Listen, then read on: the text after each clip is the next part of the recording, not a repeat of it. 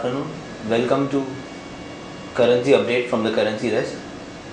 Today, on the first trading day of the week, we witnessed major appreciation in the dollar vis-a-vis INR. We had a 0.70% upside gap up opening in the dollar against the rupee. We had an intraday high of 55.90 being breached today.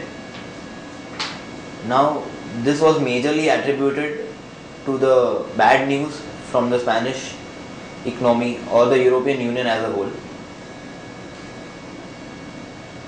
Right now, the default risk in terms of Spain have increased to a great extent, and this is continuously stimulating a risk-averse situation in the markets. So right now we have people heading towards less risky assets like the US dollar, gold, etc. and selling off the riskier assets. We had a major fall in the value of euro against the dollar, against the pound and against the yen as well.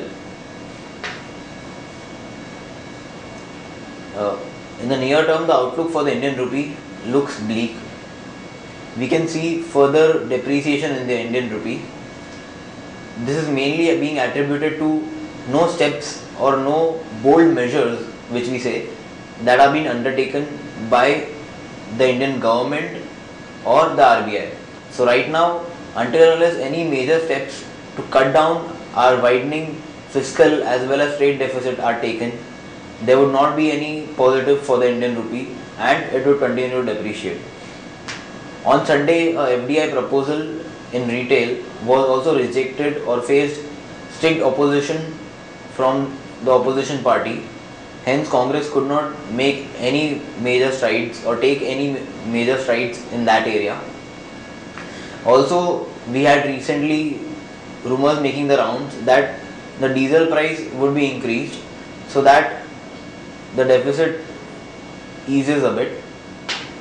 But then again, considering the current inflation scenario, which is quite delicate and is looking much more threatening due to the worse monsoon, and we can see that the inflation is pretty threatening, so we would not witness any increase in the diesel prices. In the Spanish front, the 10-year yield of Spanish bonds increased to a euro era high of 7.3 and today we had a high of 7.44. So the situation for Spain is constantly looking worse.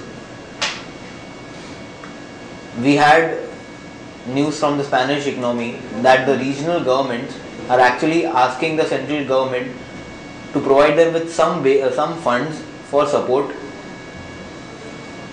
This is again adding a new level of threat in the Spanish crisis, which is the fourth largest economy in the Eurozone. So when we say it's the fourth largest economy, it is a huge economy in the Eurozone. So it would not be possible to continuously sustain the debt default by a huge economy like Spain. Hence, the threat is even higher than compared to Greece, Portugal. In the UK side, we had the UK trade deficit narrow in June. So this will provide some support to the pound, though there is depreciation in the pound against the dollar, but we would find some support due to the fact that slightly better economic figures are seen. So all in all, we can say that pound will fare better than the euro, or at least not worse as the euro. Coming to the Japanese economy, we are seeing some buying in the yen on the basis of safe haven demand, and this buying is expected to continuously increase. Right now, yen has breached 78 levels against the dollar, so it is not advisable to long yen at current levels, as the Bank of Japan, that is the central bank, is looking threatening and may intervene in the near term, not only by statements but also by coming into the market and selling yen.